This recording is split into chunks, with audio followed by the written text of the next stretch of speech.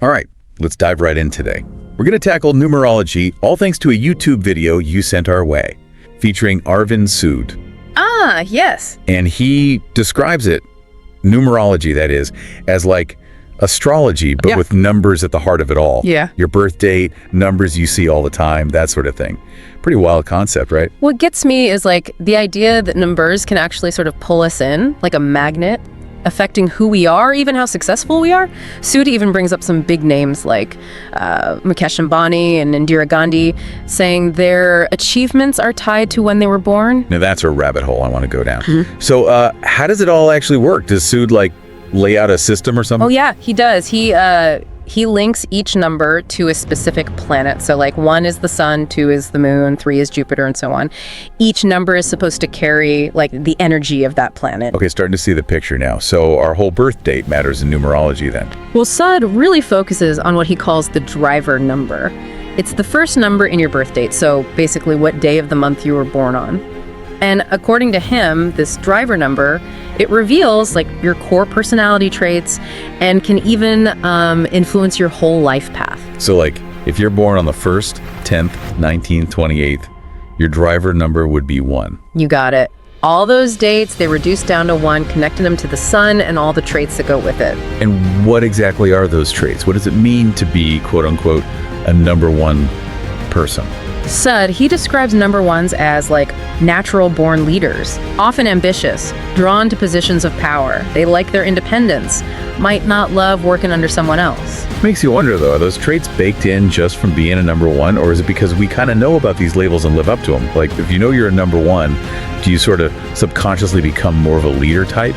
That is a great question, actually. It brings up the whole nature versus nurture thing, doesn't it? Is numerology just revealing what's already there, or is it like shaping us through the power of suggestion? Lots to think about there. For sure. And what about Sood's idea that some number 1s are like even more powerful?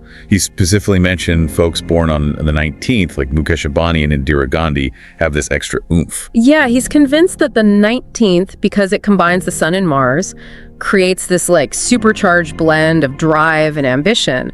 But it makes me think Ambani and Gandhi, they found success in totally different areas, right? One's a business tycoon, the other a political powerhouse. So if they got the same driver number, what makes them go down such different paths? Seems like even with the same driver number, the choices we make, the stuff that happens to us, it all plays a huge part in how things turn out. It's not as simple as saying, oh, you're a number 1, you're destined to be a CEO. Absolutely. It's super interesting how personal ambition and opportunity mix with these numerology influences. Could knowing your driver number actually make you more likely to chase certain things, even if you don't realize it? That's a thought-provoking idea. It suggests numerology isn't about predicting some fixed fate, but more about understanding those leanings we have, those things that might make us more open to certain opportunities. Now, about those number 1 traits, Sood also touches on the whole color thing. He advises against using the color black for anyone ruled by number 1. He doesn't really get into why, but it does point to a more, I guess, mystical side to numerology. Like colors, just like numbers, carry certain energies that can either clash with ours or work together. It's like this subtle language woven into, well, everything, and numerology is trying to help us understand it. Maybe if we get those nuances, it can help us make choices that fit our numerological blueprint, I guess you could say, whether it's our careers or even something as basic as what we wear. That's wild. We've covered a lot about driver number 1, but remember, there are 8 other numbers in numerology, each with its own planet and energy. And imagine how crazy it gets when you think about those numbers interacting with each other. Someone with a number 1 driver number, but maybe other strong numbers in their birth date that show like artistic talent or a need to be alone. How do those energies all work together to shape a person? Definitely something to dig into more. We've barely scratched the surface of numerology here.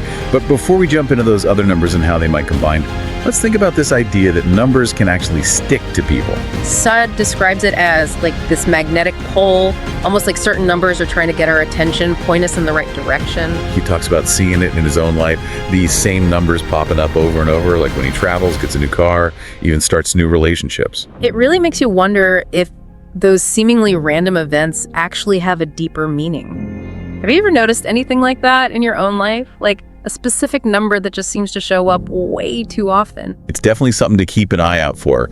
And it brings up some really interesting questions about how what we believe and how we see the world might actually affect the patterns we notice. Maybe we're drawn to certain numbers because they resonate with us on some deeper level, or maybe we just become more aware of them once we know they might be important. It's like a chicken or the egg thing, right? Yeah.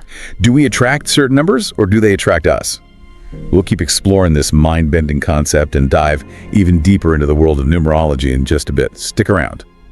So, if numbers are trying to talk to us, what's the point? What's the big idea behind numerology, at least from what Sud's saying?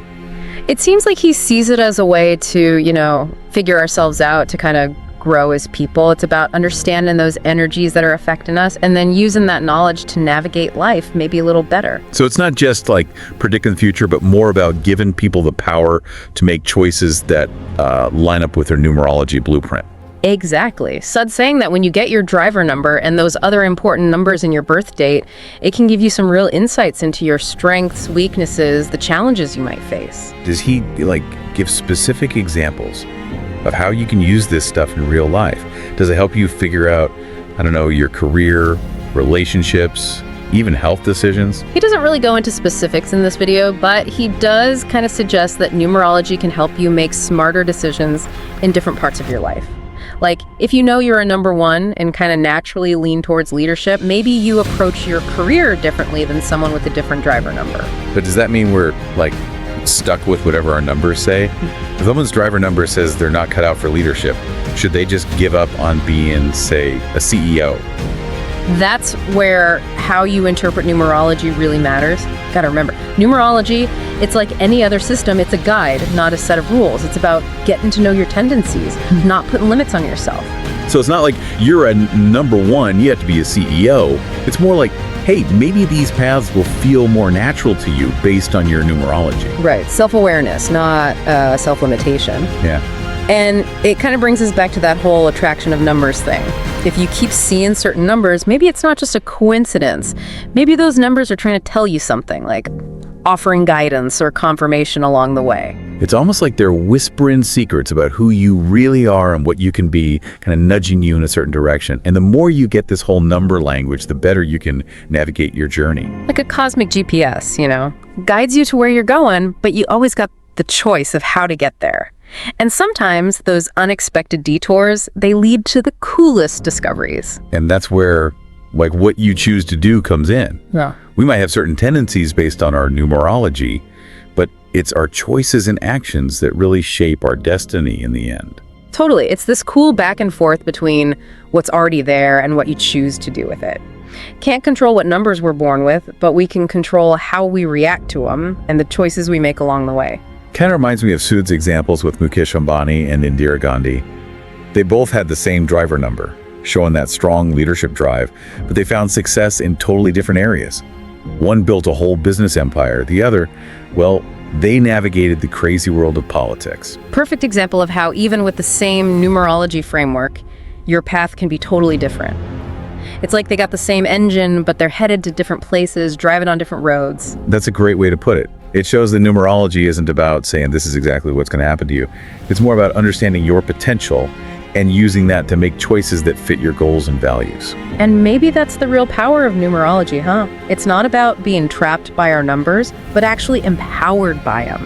Recognizing the forces at play and learning to work with them, making choices that lead to a good life.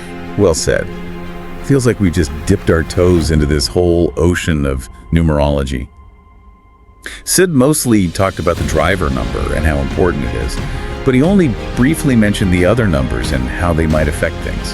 And think about how complex it gets when you throw in those interactions between the numbers. It's not just your driver number by itself. It's about how that number mixes with the others in your birth date, making this unique, multi-layered energy profile. It's like we've opened the first chapter of a really good book, and we can't wait to see what happens next as we go deeper into this whole world of numbers and what they mean.